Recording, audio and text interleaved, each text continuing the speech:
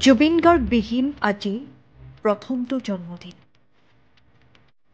প্ৰথম জন্মদিনটোতেই তিনিচুকীয়াত আছুৱে মানৱ শৃংখল কাৰ্যসূচীৰ জৰিয়তে বিচাৰিছে ন্যায়।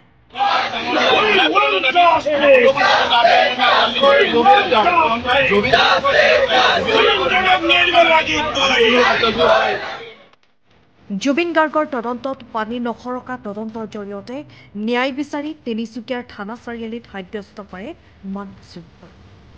মানৱ শৃংখল কাৰ্যসূচীত কোনোবাই যদি জুবিন গাৰ্গৰ ন্যায় বিচাৰি শ্লোগান দিছে, কোনোবাই আকৌ গাইছে প্ৰিয় শিল্পীগৰাকীৰ প্ৰিয় গীতসমূহ।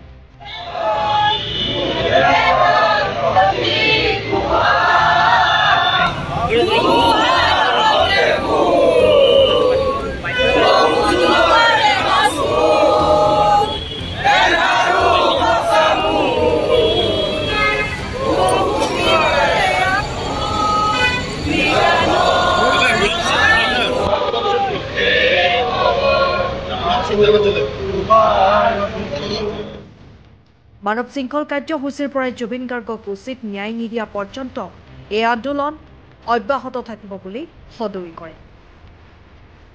জুবিন গাৰ্গ জন্মদিন আজিৰ দিনত যে আমি সদৌ অসম ছাত্ৰ সন্থাই তিনিচুকীয়া ৰাজপথত আমি কিন্তু জুবিন গাৰ্গ মৃত্যুৰ তদন্ত বিচাৰি যে আমি ৰাজপথত নামিব লগা আছে মানৱ শৃংখল কাৰ্যসূচী, তাতে লজ্জাজনক বিষয় হ'ব নোৱাৰে। আমি সদৌ অসম ছাত্ৰ সন্থাই আমি প্ৰথমৰ পৰা দাবী জনাইছো যে যিসকল দোষী ব্যক্তি আছে তেখেতক কঠোৰতম শাস্তি প্ৰদান কৰিব লাগে।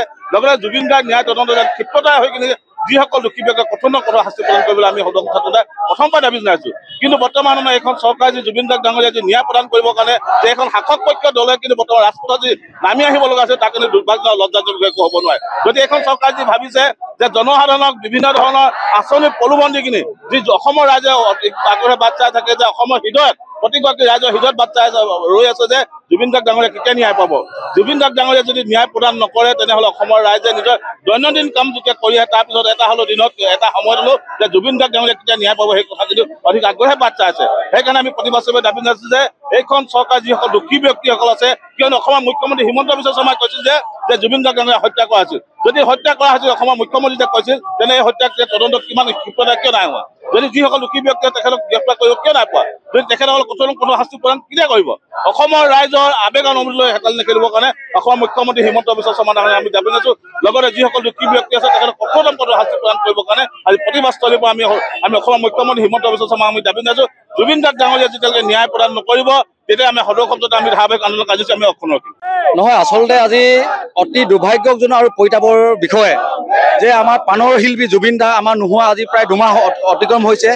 তেখেতৰ অবৰ্তমানত আমি তেখেতৰ 53 সংখ্যক জন্ম দিৱস দিনাই তেখেতৰ উচিত ন্যায় দাবীত আমি সদৌ অসম ছাত্ৰ সন্থাৰ আহ্বানত তেখেতৰ ন্যায় দাবীত আমি মানৱ শৃংখল দৰে কাৰ্যসূচী ল'বলগীয়াটো এটা দুৰ্ভাগ্যজনক বুলি আমি ভাবোঁ।